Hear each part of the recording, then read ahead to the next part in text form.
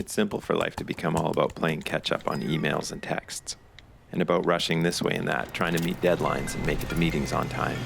With life and fast forward, it's easy to forget just how important it is to get away.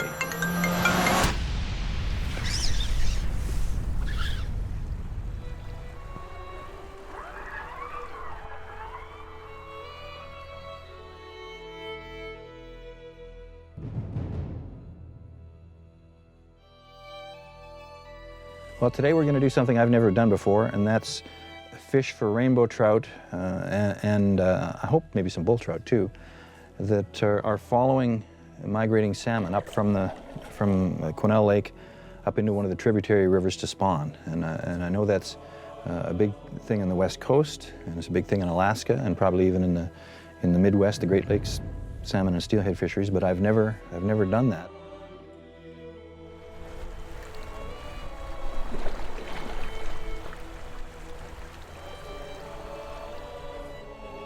I have been to the river that we're going to fish today a few years ago, earlier in the summer when the salmon weren't there, and consequently the big rainbows weren't there feeding on the salmon eggs. So we're hoping the timing is just right this time to find these fish in the river.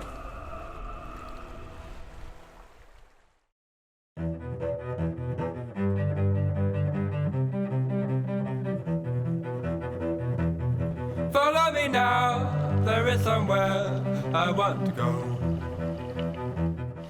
So some of the places narrowed, and there were, logs coming into the water, and so the jet boat drivers were having to avoid kind of running aground on certain portions, and then, avoid the logs at the same time.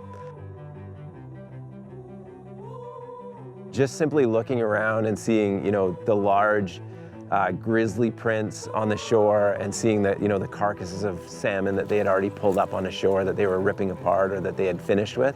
I mean, that added to this concept that we really were out in the middle of nowhere. I mean, people, my guess would be they pay thousands of dollars to go up to Alaska to go up and see this, but here we are right in the Caribou region, kind of right in central British Columbia, and this is what's happening right around us.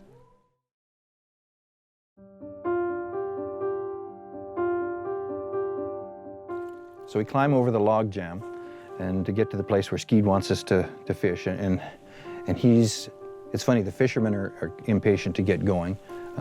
Skeed was probably even more impatient. He kept twitching and stuff and wondering when someone was actually going to get up there and make a cast, but of course we've got to get cameras ready and all that sort of stuff.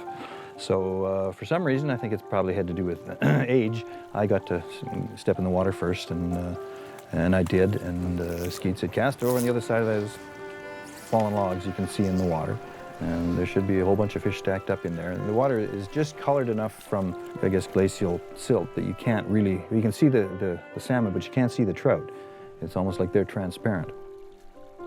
I believe I had a strike on my first cast, which I missed, and then I had another strike on my second cast and caught the fish, and we were kind of away for the rest of the morning.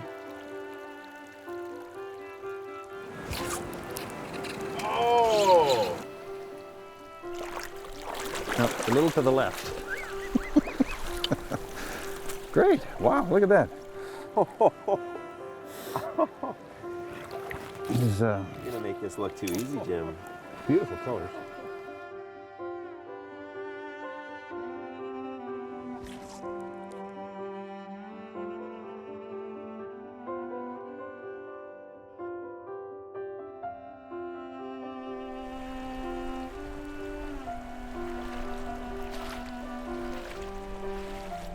At one point throughout the day, we'd come around the corner and we'd gotten out of the boat and we were fishing, and there were some grizzly bears that had come out to the stream, and they were just downstream.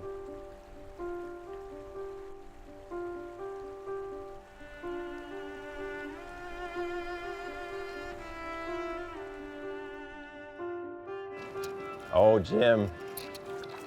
There we go. There, the double. Whoa! Look at that fish there.